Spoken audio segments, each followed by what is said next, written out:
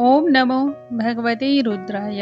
नमस्कार दोस्तों, आज के इस वीडियो में हम बात करेंगे प्रदोष व्रत की। सितंबर माह में आने वाले प्रदोष व्रत के बारे में आज हम जानेंगे।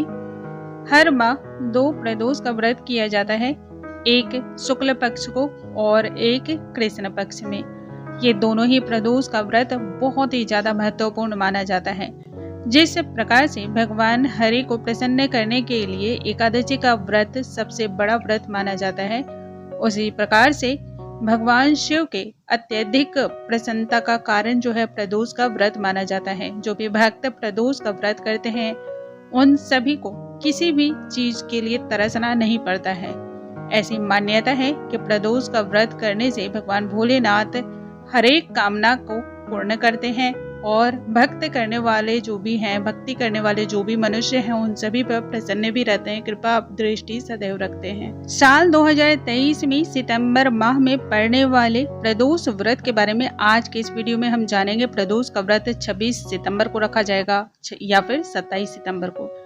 प्रदोष व्रत में पूजा का मुहूर्त क्या रहेगा, किस मुहूर्त पे पूजा सर्वाधिक आपको फल प्रदान करने वाली है, इसके अलावा पारण कब करना है, और इस माह में यदि आप पूजा करते हैं, प्रदोष का जो पूजा होता है यदि आप करते हैं तो इस दौरान आपको ऐसी कौन सी चीज है जो विशेषकर शिव को प्यारी है, शिव के अत्यधिक निकट मानी जाती है, और यह यदि आप भगवान शिव पर अर्पण करते हैं तो मनुष्य की सभी कामनाओं की पूर्ति भी करती है, वह भी जानेंगे और इससे जुड़ी हुई तमाम तरह की जानकारियां भी जानेंगे। नमस्कार दोस्तों, कैसे हैं आप सभी। उम्मीद करती हूँ आप सभी स्वस्थ होंगे, सुरक्षित होंगे और आप सभी के उत्तम भविष्य की कामना करते हुए आज का ये वीडियो स्टार्ट करती हूँ। दोस्तों, जैसा कि हम सभी जानते हैं कि भगवान भोलेनाथ की किसी भी व्रत को, किसी भी पूजन को यदि आप करते हैं तो भगवान भोलेनाथ उन पर अपनी कृपा दृष्टि बनाए रखते हैं। साल 2023 में सितंबर माह में पड़ने वाले प्रदोष व्रत की बात करें तो यह व्रत इस बार जो पड़ने वाला है 27 सितंबर को पड़ने वाला है और दिन बुधवार है। बुधवार होने की वजह से इस दिन आपको कुछ चीजों का ध्यान अवश्य ही रखना चाहिए।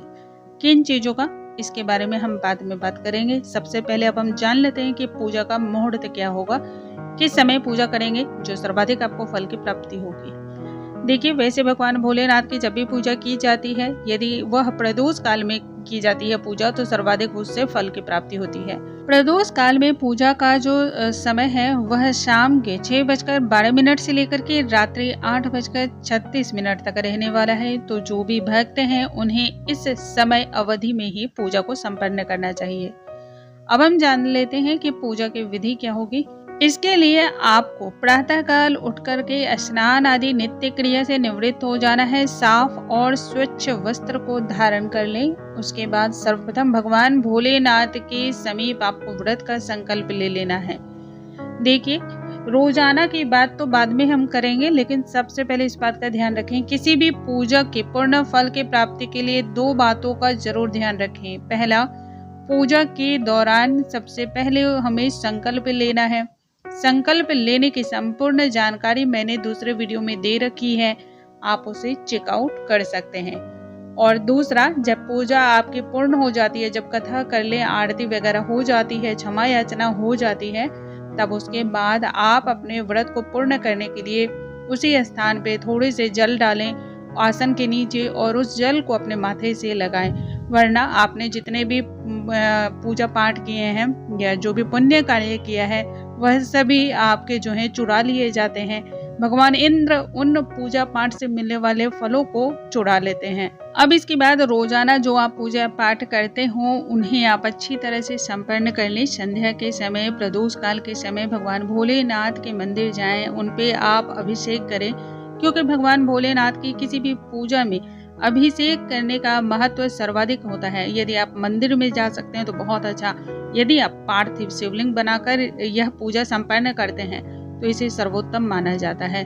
तो इस प्रकार से भगवान भोलेनाथ को अलग अलग चीजों से आप उनका अभिषेक करें। जल, दूध, दही, शक्कर, इत्र, इन सभी चीजों से भगवान भोलेनाथ की आप अभिषेक कर ले। पंचामृत वगैरह से अभिषेक करने के बाद भगवान भोलेनाथ को चंदन, पुष्प, टीका, तिलक, ये सभी चीजें समर्पित करें। उसके बाद चावल यानी कि अक्षत, काले तिल, इसे विशेषकर भगवान भोलेनाथ पर चढ़ाएं। उसके बाद जो भी आपके पास पत्र उपस्थित हो, यदि शमी का पत्र हो, बेल पत्र हो, तुलसी का पत्र हो तो जरूर अर्पण करना चाहिए। हाँ, इससे जुड़ी हुई एक जानकारी बहुत ही विशेष है जो ज्यादातर लोगों को नहीं मालूम है। बहुत सारे लोग कहते हैं भगवान शिव पर जो है तुलसी का दल नहीं चढ़ाया जाता है। शिव पुराण के प्रथम खंड में ही इस बात का जिक्र मिलता है कि भगवान भोलेनाथ पर आप तुलसी का दल अर्पण कर सकते हैं। ऐसी कोई विधान नहीं है, ऐसी कोई विद्या नहीं है, ऐसी किसी भी ग्रंथ में नहीं लिखा है कि भगवान भोलेनाथ पर तुलसी का दल नहीं चढ़ाया जा सकता है। यह सभी चीजें आपकी इच्छा पर निर्भर करती है। यदि इसके बाद भी आपका मन नहीं मानता है तो आप ना चढ़ाएं, लेकिन शास्त्रों में ऐसा कोई भी वर्णन नहीं है कि शिवलिंग पर तुलसी का दल नहीं चढ़ाया जा सकता है। इसके बाद भगवान भोलेनाथ को आप जनेऊ समर्पित करें, वस्त्र समर्पित करें और नंदी महाराज की पूजा अवश्य करें। शिव परिवार के जितने भी गण मौजूद होते हैं सभी की पूजा आपको करनी चाहिए। अब आपको व्रत की कथा सुननी चाहिए, धूप दीप दिखा लें, उसके बाद व्रत की कथा का श्रवण करें। व्रत की कथा को सुनने के बाद आरती करनी है, क्षमा याचना करना है। इसके बाद आप वहीं पर बैठ करके भगवान भोलेनाथ के पंचाक्षर मंत्रों का जाप कर सकते हैं। वैसे तो भगवान भोलेनाथ के अनेक मंत्र हैं जिनका जाप आप कर सकते हैं, लेकिन पंचाक्षर मंत्र को जाप करने के लिए ना तो किसी से दीक्षा लेने की जरूरत है, ना आपको किसी नियम को पालन करने की आवश्यकता है और ना ही इसमें किसी भी प्रकार की कोई उलझन है। इसे तमाम तरह के, हर वर्ग के और हर श्रेणी के लोग इस मंत्र का जाप कर सकते हैं। बिना गुरु दीक्षा लिए भी इस मंत्र का जाप किया जा सकता है। ये बहुत ही प्रभावशाली मंत्र है। दूसरे दिन यानी कि गुरुवार के दिन आप व्रत का पारण कर लें। ये बहुत ही छोटा सा विधान मैंने बताया है, बहुत ही सरल तरीके से प्रदोष काल में पूजा करने का विधान बताया है, वो अब जान लेते हैं। इसके साथ ही प्रदोष काल में हमें किन किन चीज़ों को खाना चाहिए। देखिए दोस्तों, खाने को तो वो सारी चीज़ें आप खा सकते हैं जो अन्य पूजा में खाई जाती हैं, बस ध्यान रखना है तामसिक भोजन नहीं करना चाहिए। और इसके साथ ही इस दिन जो है ना, यदि आप फलों पे रह पाते हो तो ये बहुत ही उत्तम माना जाता है, वरना आप साबूदाना खा सकते हैं और भी अनेक प्रकार के जो है ना रेसिपी आप ट्राई कर सकते हैं।